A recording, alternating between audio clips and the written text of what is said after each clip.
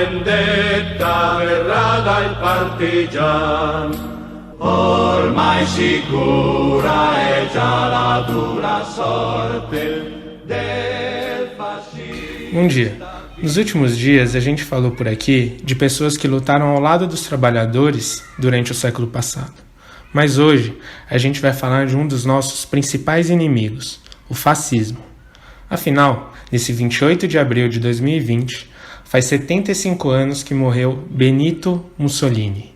E se hoje ele é muito lembrado como um aliado da Alemanha nazista durante a Segunda Guerra Mundial, Mussolini ficou marcado na história como o principal líder do fascismo italiano. A importância do regime idealizado e dirigido por Mussolini é tão grande que o termo fascismo ultrapassa a experiência italiana e serve como um tipo de rótulo para diferentes projetos de direita e antidemocráticos. Mas a gente poderia se perguntar, por que a palavra fascismo serve para descrever processos que acontecem em épocas em países tão diferentes? Isso acontece porque o fascismo se tornou um conceito, ou seja, um tipo de nome que se dá a momentos históricos em que a burguesia não consegue aprovar seu programa nas urnas e rompe com qualquer aparência de democracia. O nível de exploração desejado pelos patrões é tão grande, os salários são tão baixos e as condições de vida do povo são tão precárias que a simples liberdade política e de organização dos trabalhadores se torna uma ameaça ao próprio capitalismo. Na Itália, no momento em que Mussolini chega ao poder, em 1922, a alternativa comunista era um fantasma que assombrava toda a burguesia e um horizonte muito concreto de sonho para todos os trabalhadores. E aqui é importante lembrar que em 1917, portanto 5 anos antes, os trabalhadores e os camponeses, liderados por Lenin, tinham feito a revolução na Rússia.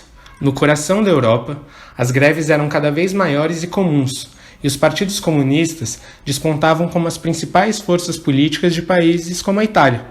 A revolução parecia uma questão de tempo, e a única maneira que a burguesia encontrou para preservar o capitalismo foi a construção de um regime violento e autoritário.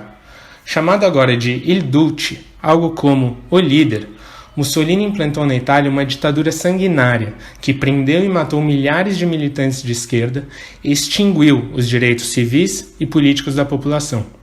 Em um tipo de estado policial, os partidos foram proibidos, acabou a liberdade de expressão e de organização dos trabalhadores. Isso era o fascismo. Marx dizia que a história se repete, a primeira vez como tragédia e a segunda vez como farsa. Não é nada absurdo comparar Bolsonaro a Mussolini, o bolsonarismo ao fascismo.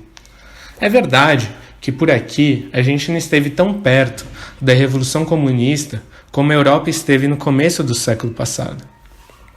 Mas a simples melhoria da vida dos trabalhadores, que passaram a frequentar aeroporto, foi suficiente para uma reação das elites que encontrou em Bolsonaro o seu Duce.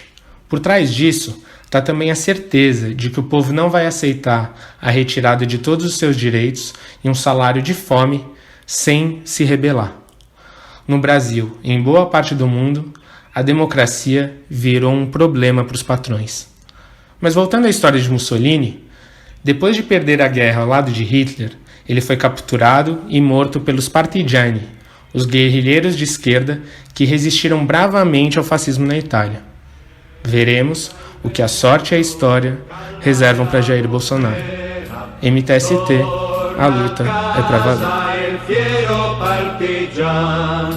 Sventolando la rossa sua bandiera, vittoriosi al fin liberi siamo.